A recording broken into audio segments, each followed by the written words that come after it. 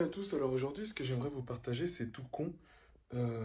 C'est pas inspiré de la parole du jour, c'est de 13 Reasons Why parce qu'on a recommencé la série avec ma sœur.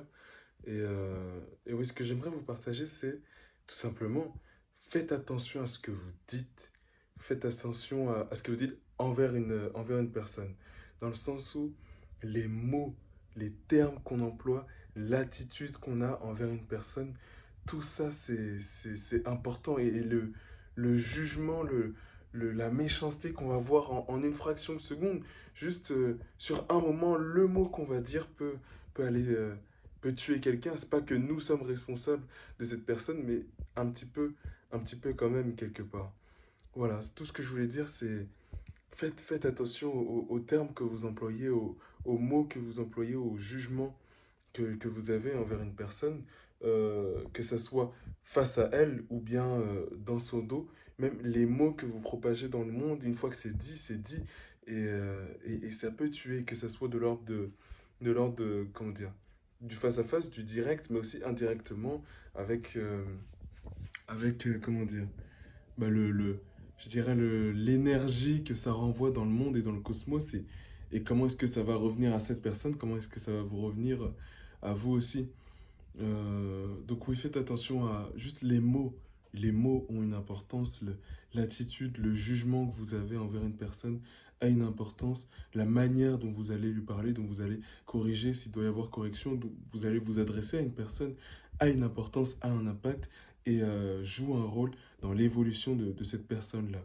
Je pense que on est responsables les uns des autres de nos évolutions et soyons déjà entre nous, de nous à nous-mêmes et de nous à nos proches, bienveillants, que ce soit dans le jugement, dans comment dire, dans le bienveillant, même dans le juste, dans comment dire, bienveillant dans notre manière de conseiller, dans notre manière de reprocher. Parce qu'on peut reprocher quelque chose à quelqu'un, il faut que ça soit fait avec vérité, mais il faut que ça soit fait surtout avec bienveillance, avec douceur, le plus de douceur possible. Sans pour autant dénaturer le message de base, évidemment. La parole du jour, en deuxième partie de cette vidéo, la parole du jour, c'est demandez, vous recevrez. Demandez et on vous donnera.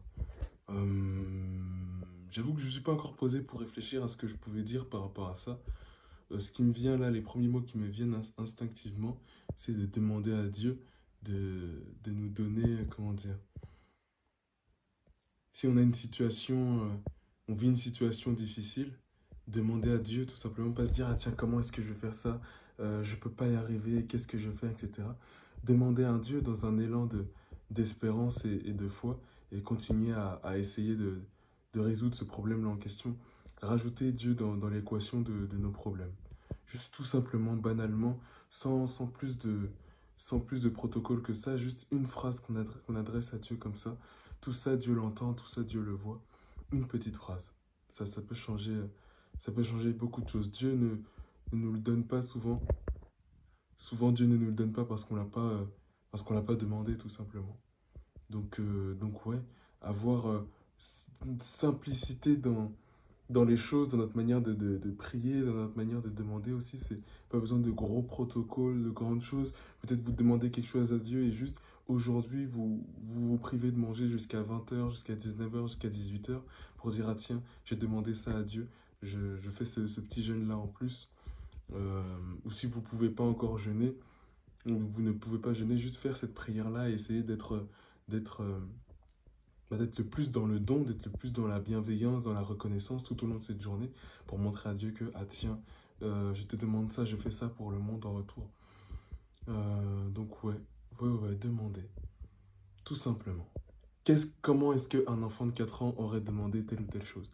Il aurait écrit sur sa liste au Père Noël, il aurait envoyé, il aurait écrit pour Dieu, et puis il aurait donné à ses parents peut-être, il aurait demandé les yeux fermés plusieurs fois, je fais ça, je fais ça, je fais ça, je fais ça, je fais ça, j'ai besoin de ça, j'ai besoin de ça, j'ai besoin de ça, il aurait fait ça comme ça. Essayez d'être créatif dans notre manière de demander à Dieu et surtout simple. Simple, un mélange entre créativité et simplicité. Je pense que Dieu aime bien les petites choses comme ça.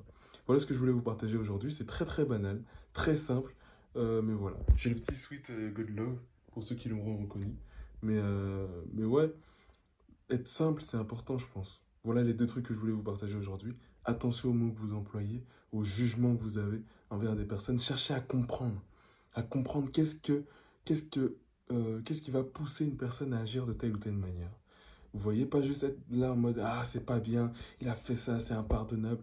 Essayez de comprendre, allez chercher qu'est-ce qui s'est passé, qu'est-ce qui se passe. Parce que le mal va toujours piocher son énergie, sa force dans une part de vérité en nous. Le mal qu'on va faire ou bien le mal qui se dégage de nos actes. Parfois, le diable va toujours chercher une part de vérité en nous pour agir, va l'exploiter, le détourner. Donc oui, il y a une part de vérité dans ce comportement, dans la manière dont cette personne agit. Il y a une raison. Il faut essayer d'avoir ouais, un petit peu de foi, j'aurais dit. Essayer d'avoir un peu confiance au fait que oui, cette personne est intelligente, elle a un cerveau, elle réfléchit. Pourquoi est-ce qu'elle a agi de telle manière?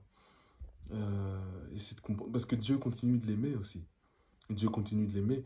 Malgré cet acte-là, Dieu continue de aimer cette personne, de la maintenir en vie, de lui donner ce dont elle a besoin. Donc si Dieu l'aime, c'est qu'il y a une raison. Allez chercher cette raison-là. Et deuxième chose, parole du jour, évidemment, demandez, vous recevrez. Simplement. Voilà ce que je voulais vous partager aujourd'hui. Merci d'avoir partagé, d'avoir écouté cette vidéo jusqu'au bout. Écoutez, demain 18h, nouvelle vidéo. Je vous tiens au courant. Et non, c'est tout. Salut!